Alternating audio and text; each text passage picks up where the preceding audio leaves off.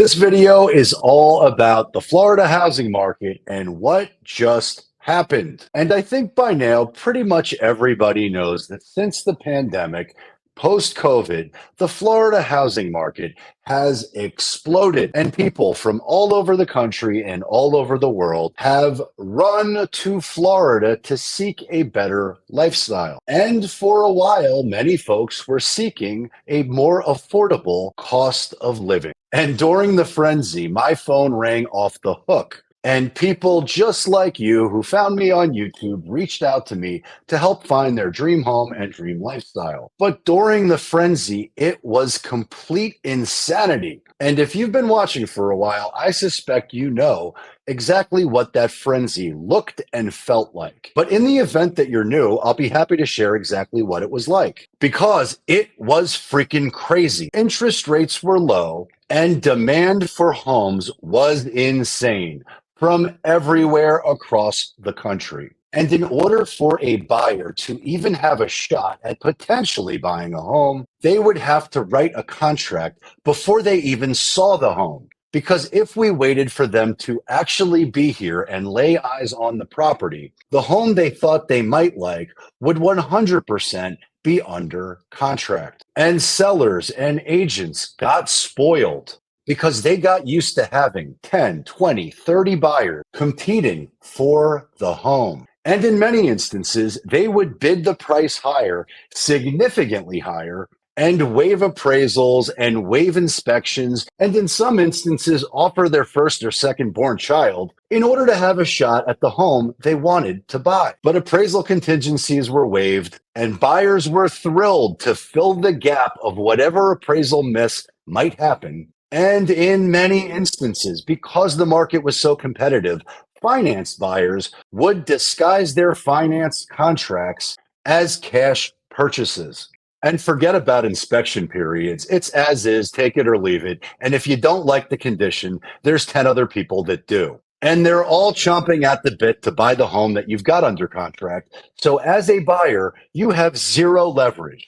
Or I should say, you had zero leverage. But that was then and this is now. And I want to talk about exactly what's happening right now, because during the frenzy, I had many people who reached out to hire me in order to help find their dream home and dream lifestyle. And some of them got their dream home and dream lifestyle. And of course, we did whatever we could to ensure that they got the best deal possible, given the market conditions at the time. But full disclosure, there were many folks who did not get the home that they wanted. And many folks, people just like you who found me on YouTube, are still shopping. Which takes me to the story that I want to share because it happened this week. And to be totally transparent, the buyers that I'm working with did not find me on YouTube like you did, although I do suspect eventually they did find me on YouTube. I'm 99% certain they found me because I represented the buyer who outbid them on their dream home and dream lifestyle.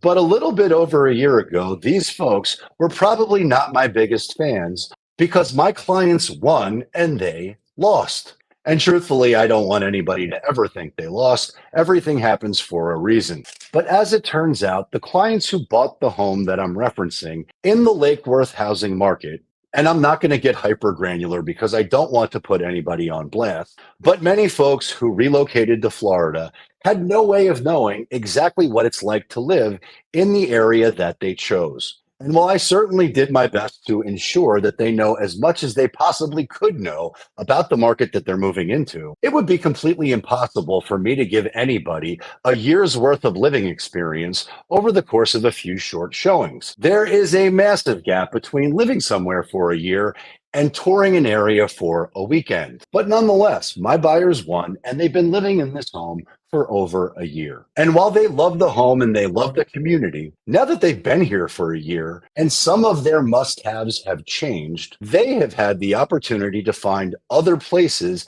that might suit them better. And yet, I'm still communicating and shopping for the buyers who previously wanted to buy their home. And when I learned that they might be thinking about selling, of course, I reached out and tried to put a deal together, because those buyers who wanted to be in their house definitively want to be in that community up until they don't. And these folks are from the Northeast, and they're aware of all the risks that I see that are inherent within the markets. And although over the course of the last year, we've looked at several different homes that have come up in this community, none of them were the right fit. But this home is. And so I suspected it was possible that we could put a deal together. But I also felt I would be completely irresponsible if I didn't share how their mind has changed. Because a year ago, these folks were willing to do whatever it took to buy a home in the community that they wanted to live in. And a year later, they don't. In fact, they don't want to be in Florida at all. And so I'm going to read exactly what they said. And of course, I'm going to protect their anonymity. But I wanted to share exactly how things have changed in many buyers' minds who previously wanted to buy in Florida. And now I'm just reading this directly.